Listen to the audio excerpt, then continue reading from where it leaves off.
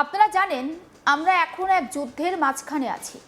মনে হয় আপনারাও একমত হবেন যে আমরা উন্মাদের মতো হাতে পারমাণবিক অস্ত্র তুলে নিতে পারি না। ইরানের শান্তি প্রস্তাব প্রত্যাখ্যান করলেন আমেরিকার প্রেসিডেন্ট ডোনাল্ড ট্রাম্প। সামরিক পদক্ষেপ ও আলোচনা সব দিক খোলা রেখে তিনি জানালেন, উন্মাদের মতো বা উন্মাদের হাতে যাতে পরমাণু অস্ত্র না ওঠে সেটা নিশ্চিত করতেই আমেরিকা যুদ্ধে লিপ্ত হয়েছে। বিশ্ব রাজনীতির মঞ্চে আবারও উত্তেজনার পারদ চড়ছে। মধ্যপ্রাচ্যকে ঘিরে দীর্ঘদিনের অস্থিরতা নতুন করে সংঘাতের রূপ নিচ্ছে, যার কেন্দ্রবিন্দুতে রয়েছে আমেরিকা ও ইরান। কূটনৈতিক আলোচনার সম্ভাবনা থাকলেও পরিস্থিতি ক্রমশ যুদ্ধাবস্থার দিকে এগোচ্ছে। এই প্রেক্ষাপটে ডোনাল্ড ট্রাম্পের সাম্প্রতিক বক্তব্য এবং সিদ্ধান্ত আন্তর্জাতিক মহলে নতুন করে উদ্বেগের সৃষ্টি করেছে। শান্তি প্রস্তাব প্রত্যাখ্যান থেকে শুরু করে সামরিক পদক্ষেপের হুঁশিয়ারি, সব মিলিয়ে পরিস্থিতি অত্যন্ত জটিল আকার ধারণ করেছে। বর্তমান পরিস্থিতি নিয়ে বিশ্লেষণ করতে গেলে এটা স্পষ্ট হচ্ছে, এটি শুধুমাত্র দুদেশের মধ্যেই সীমাবদ্ধ কোনো সংঘাত নয়, বরং এর প্রভাব পড়তে পারে গোটা বিশ্বের নিরাপত্তা ব্যবস্থার উপর। বিশেষ করে পারমাণবিক অস্ত্র প্রসঙ্গটি এই সংঘাতকে আরও সংবেদনশীল করে তুলেছে।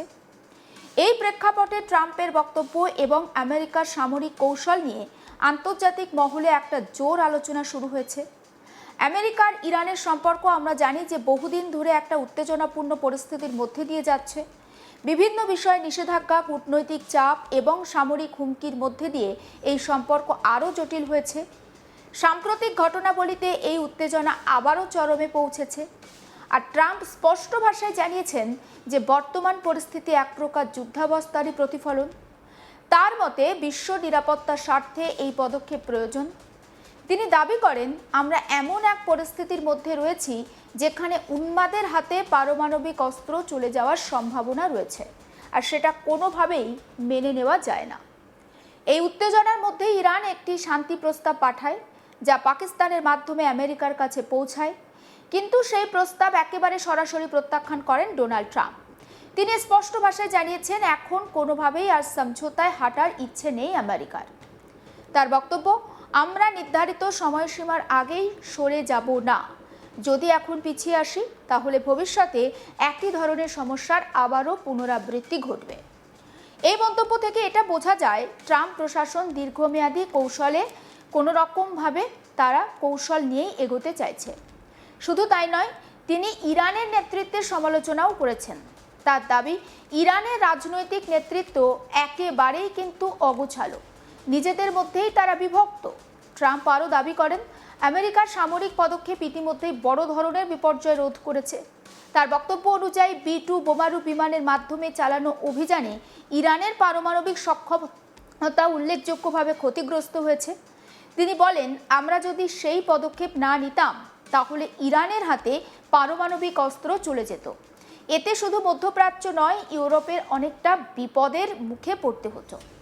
এই বক্তব্যের মাধ্যমে ট্রাম্প বোঝাতে চান যে আমেরিকার পদক্ষেপ প্রতিরক্ষামূলক এবং বিশ্ব নিরাপত্তার স্বার্থে নেওয়া হয়েছে। ট্রাম্পের বক্তব্যে আরও একটা বিষয় স্পষ্ট হয়েছে। তিনি দাবি করেন, ইরানের সামরিক শক্তি এখন অনেকটাই ভেঙে পড়েছে।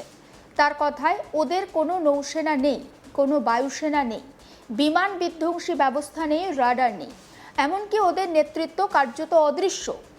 যদিও এই দাবি কতটা বাস্তবসম্মত তা নিয়ে আন্তর্জাতিক মহলে একটা প্রশ্ন রয়েছে। অনেক বিশেষজ্ঞরা বলছেন, এই ধরনের মন্তব্য রাজনৈতিক একটা উদ্দেশ্য প্রণোদিত হতে পারে। এই উত্তেজনাপূর্ণ পরিস্থিতিতে পাকিস্তান একটা গুরুত্বপূর্ণ ভূমিকা পালন করছে। তারা দুদেশের মধ্যে মধ্যস্থতা করার চেষ্টা করছে।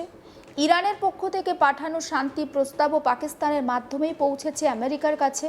যদিও ডোনাল্ড ট্রাম্প সেই প্রস্তাব প্রত্যাখ্যান করেছেন, তবে সেই প্রচেষ্টা আপাতত সফল হয়নি। ট্রাম্পের অবস্থান থেকে স্পষ্ট, আমেরিকা এখনই কোনো আপোষের পথে হাঁটতে রাজি নয়।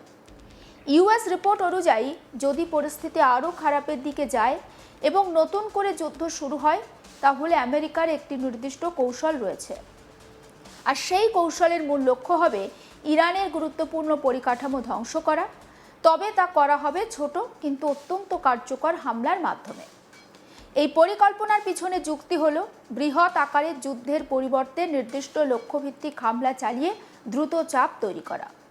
আমেরিকা সেন্ট্রাল কমান্ড বা সেন্টকম এই পরিকল্পনার মূল দায়িত্বে রয়েছে। তাদের ধারণা, ধারাবাহিক ছোট ছোট হামলার মাধ্যমে ইরানের ওপর চাপ তৈরি করা অনেকটা সহজ হবে। এর ফলে তেহরান বাধ্য হবে আলোচনার টেবিলে ফিরে আসতে। আর একই সঙ্গে ইউএস বাহিনী আশা করছে, যদি ব্যাপক বোমাবর্ষণ শুরু হয় তাহলে ইরান পারমাণবিক ইস্যুতে আরও নমনীয় অবস্থান নিতে বাধ্য হবে। এই পরিস্থিতি নিয়ে আন্তর্জাতিক মহলে উদ্বেগ বাড়ছে। বিশেষ করে ইউরোপীয় দেশগুলো পরিস্থিতি নিয়ন্ত্রণে রাখার আহ্বান জানিয়েছে। অনেক দেশ মনে করছে সরাসরি সামরিক সংঘাত এড়িয়ে কূটনৈতিক আলোচনার মাধ্যমে সমাধান খোঁজা উচিত। তবে আমেরিকার বর্তমান অবস্থান দেখে মনে হচ্ছে তারা সামরিক এবং কূটনৈতিক দুই পথই খোলা রেখে এগোতে চাইছে। এবং বর্তমান পরিস্থিতি অত্যন্ত স্পর্শকাতর, আমরা প্রত্যেকেই জানি।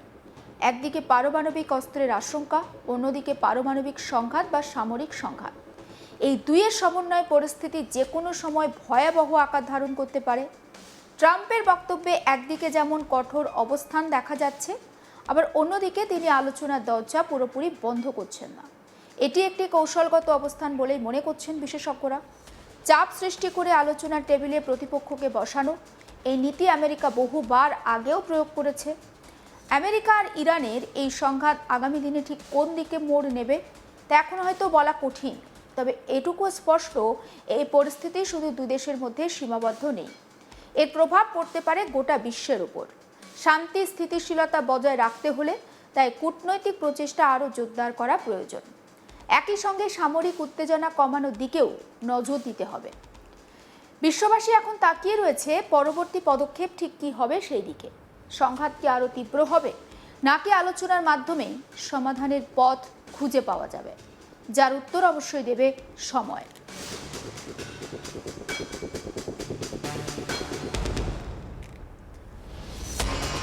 আপনারা জানেন যে মধ্যপ্রাচ্যে যে চলমান যুদ্ধ, সময়ের সঙ্গে সঙ্গে সেই পরিস্থিতি কিন্তু আরও জটিল হয়েছে। ইসলামাবাদে একটা আলোচনা হয়েছিল ইসলামাবাদের মধ্যস্থতায়, কিন্তু সেই আলোচনা কার্যত নিষ্ফলা থেকেছে। আর এরই মধ্যে ইরানের তরফ থেকে পাকিস্তানের মাধ্যমে ডোনাল্ড ট্রাম্পের কাছে আলোচনায় বসার একটা আহ্বান জানানো হয়েছে।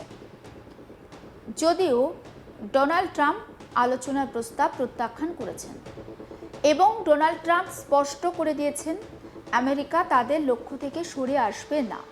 কারণ আমেরিকা যে নির্দিষ্ট টাইমলাইন ধরে এগোচ্ছে, যদি তার আগে তারা সেই আলোচনা বা সেই টাইমলাইন থেকে সরে আসে, তাহলে পরবর্তীতে এই ঘটনার আবারও পুনরাবৃত্তি ঘটতে পারে। আমেরিকা চাইছে যে ছোট ছোট আক্রমণের মাধ্যমে ইরানকে আলোচনার টেবিলে বসতে বাধ্য করা। আদতে ঠিক কী হবে, সব আপডেট পৌঁছে দিতে থাকবো আপনাদের কাছে। নজর রাখুন আজ তাক বাংলায়। সাবস্ক্রাইব করতে ভুলবেন না।